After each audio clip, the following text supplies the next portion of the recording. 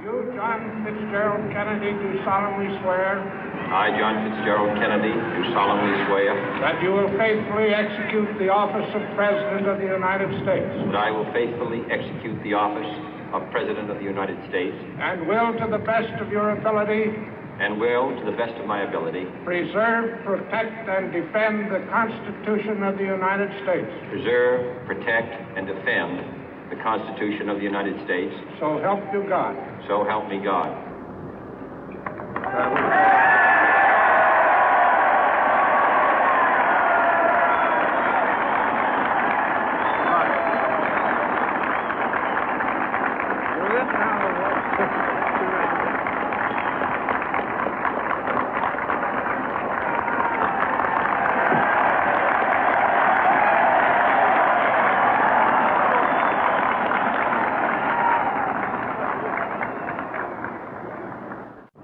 Vice President Johnson, Mr. Speaker, Mr. Chief Justice, President Eisenhower, Vice President Nixon, President Truman, Reverend clergy, fellow citizens. We observe today not a victory of party, but a celebration of freedom, symbolizing an end as well as a beginning, signifying renewal as well as change. For I have sworn before you and Almighty God the same solemn oath our forebears prescribed nearly a century and 3/4 ago. The world is very different now, for man holds in his mortal hands the power to abolish all forms of human poverty and all forms of human life. And yet the same revolutionary beliefs for which our forebears fought are still at issue around the globe. The belief that the rights of man come not from the generosity of the state, but from the hand of God. We dare not forget today that we are the heirs of that first revolution. Let the word go forth from this time and place to friend and foe alike that the torch has been passed to a new generation of Americans born in this century, tempered by war, disciplined by a hard and bitter peace, proud of our ancient heritage, and unwilling to witness or permit the slow undoing of those human rights to which this nation has always been committed and to which we are committed today at home and around the world.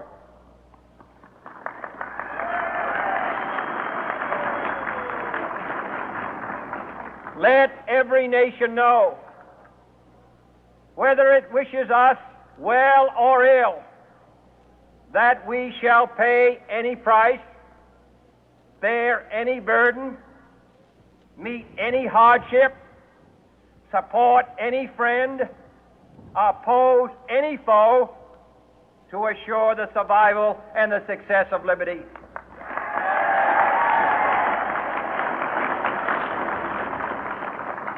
This much we pledge and more. To those old allies whose cultural and spiritual origins we share, we pledge the loyalty of faithful friends. United, there is little we cannot do in a host of cooperative ventures. Divided, there is little we can do, for we dare not meet a powerful challenge at odds and split asunder. To those new states whom we welcome to the ranks of the free, we pledge our word that one form of colonial control shall not have passed away, merely to be replaced by a far more iron tyranny. We shall not always expect to find them supporting our view, but we shall always hope to find them strongly supporting their own freedom, and to remember that in the past, those who foolishly sought power by riding the back of the tiger ended up inside.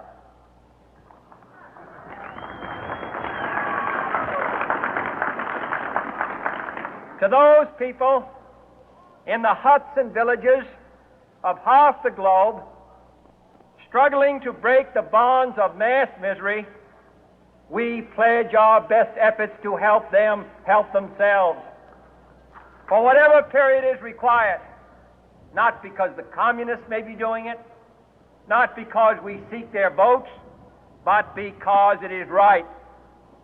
If a free society cannot help the many who are poor, it cannot save the few who are rich.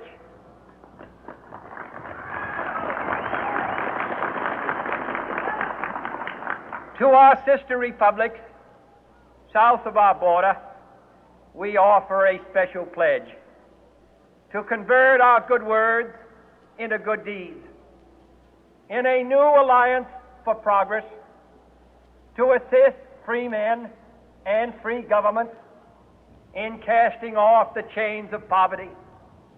But this peaceful revolution of hope cannot become the prey of hostile powers. Let all our neighbors know that we shall join with them to oppose aggression or subversion anywhere in the Americas. And let every other power know that this hemisphere intends to remain the master of its own house.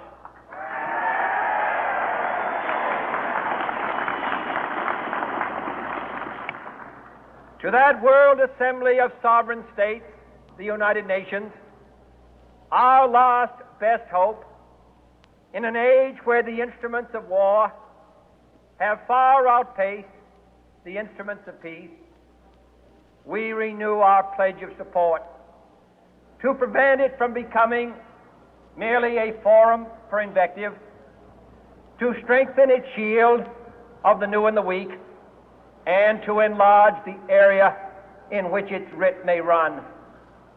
Finally, to those nations who would make themselves our adversary, we offer not a pledge, but a request that both sides begin anew the quest for peace.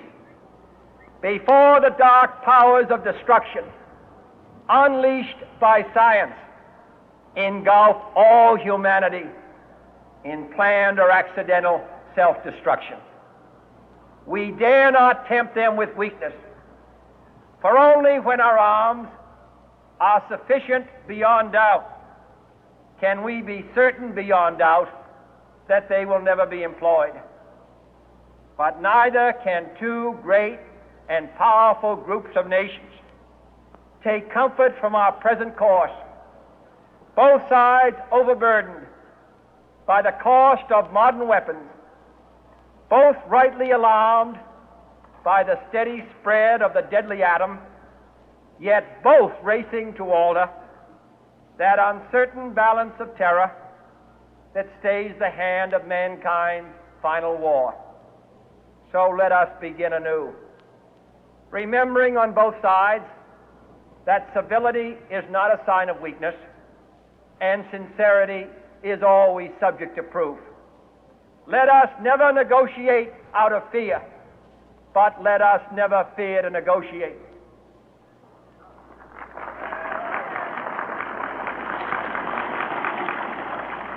Let both sides explore what problems unite us, instead of belaboring those problems which divide us.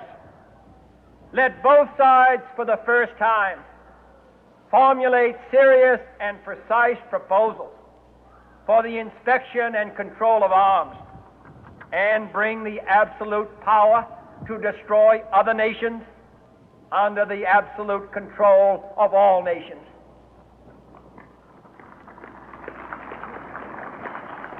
Let both sides seek to invoke the wonders of science instead of its terrors.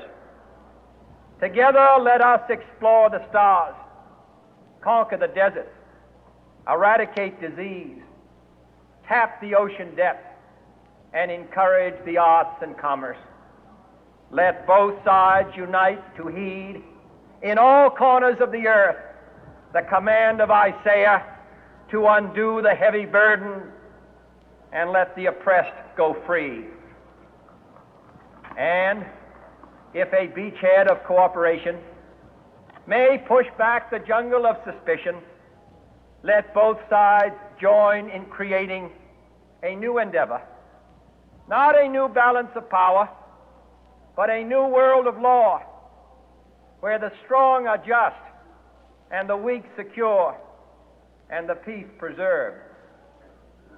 All this will not be finished in the first 100 days, nor will it be finished in the first 1,000 days, nor in the life of this administration, nor even perhaps in our lifetime on this planet. But let us begin.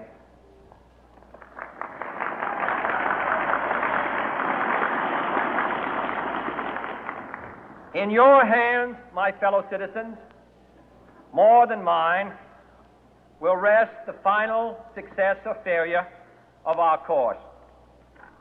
Since this country was founded, each generation of Americans has been summoned to give testimony to its national loyalty. The graves of young Americans who answered the call to service surround the globe.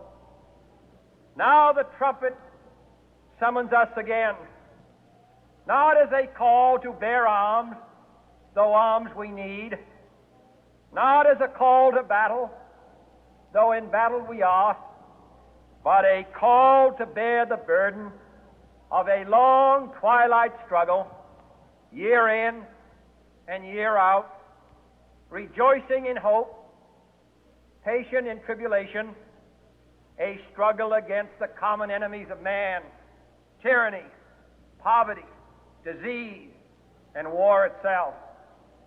Can we forge against these enemies a grand and global alliance, north and south, east and west, that can assure a more fruitful life for all mankind? Will you join in that historic effort?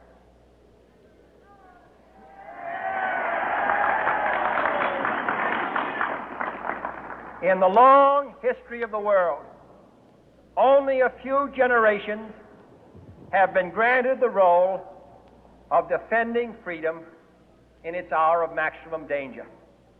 I do not shrink from this responsibility. I welcome it.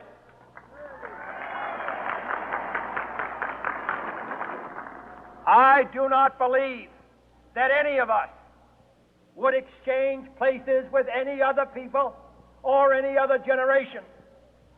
The energy, the faith, the devotion which we bring to this endeavor will light our country and all who serve it.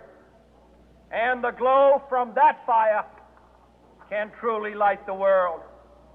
And so, my fellow Americans, ask not what your country can do for you. Ask what you can do for your country.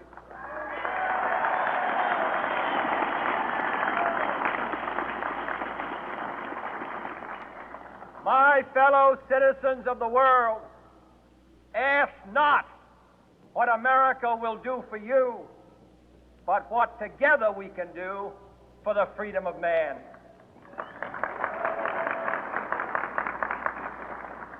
Finally, whether you are citizens of America or citizens of the world, ask of us here the same high standards of strength and sacrifice which we ask of you. With a good conscience, our only sure reward, with history the final judge of our deeds, let us go forth to lead the land we love, asking His blessing and His help, but knowing that here on earth God's work must truly be our own.